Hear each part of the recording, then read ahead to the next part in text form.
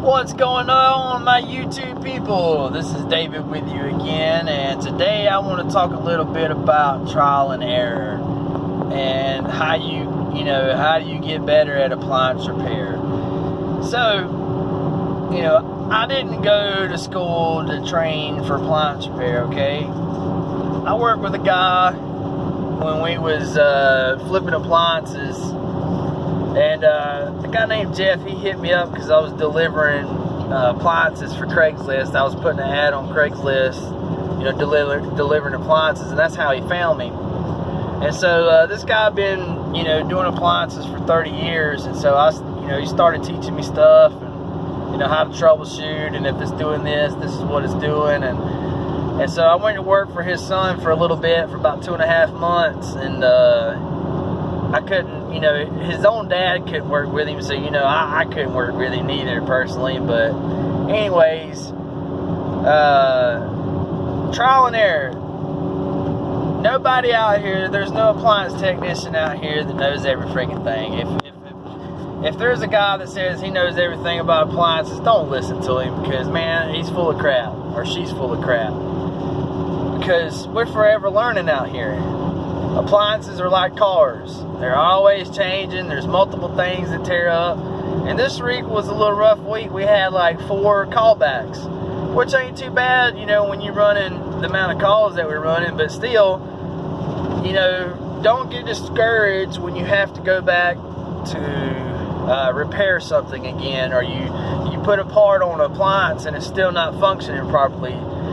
Don't stress yourself out over that, because, I'm sorry for this camera shaking. I'm having to hold it for driving, but don't stress yourself out, even if you got to go back out there the 3rd time, because you're learning. And the best education is the bald education. And so there's been times where I've been out on a job and I've been out there 3 or 4 times and I just can't repair it. And I tell them, hey, I don't know what it is. I can't fix it. And so I easily write them a check and refund them. And, the full refund, because I'm not going to sit here and charge somebody a service charge if I couldn't fix it, okay? There's a difference if you tell somebody, hey, it's going to cost this much, and they decide not to fix it. Of course, you owe the service charge then. But the deal is there's going to be a lot of trial and error out there, especially for you guys that's just now getting started in appliance repair.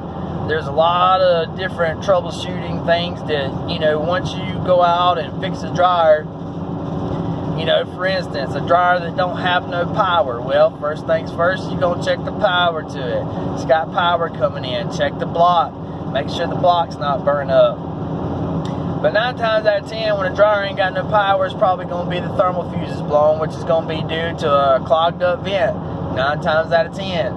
So with that being said, there's different things that you're going to have to return back to, especially if you get started. But don't be discouraged about it.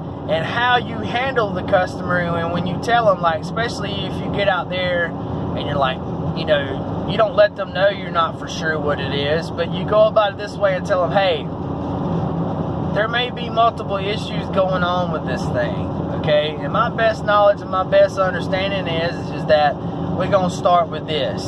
But I want to go ahead and give you the heads up.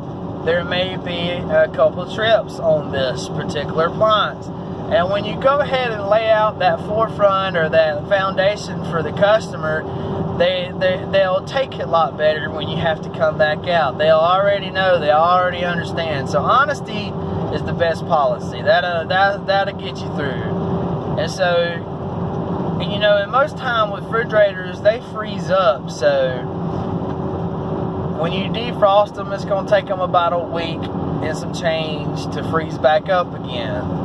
And so sometimes, we may go out there and defrost the refrigerator and determine that, it may be the thermostat. Well, it might not have been just the thermostat. It may have been, the control board, or it may have been some other things. And so sometimes, we run into stuff like this. So don't get discouraged. Don't stress yourself out. The best knowledge is out here learning. The best knowledge, the best education that you can get is just being out here and learning this stuff. Trying to get calls trying to pull up to the customer's house, going in there and doing the best you can to the knowledge. YouTube has so many videos on how to repair stuff. I need to do more on repairs, but I will get to that because we just moved into a new house and I got a garage, and so I can break some appliances down and start doing some videos and stuff. But I appreciate all you guys that's out here that's showing me support by liking my channel and by subscribing. I really appreciate you guys. It's pretty thrills my soul to know that, you know, I could be helping somebody. But hit that like button and hit that subscribe button, and I'm gonna keep them coming, man. Y'all have a good day, and happy late 4th of July.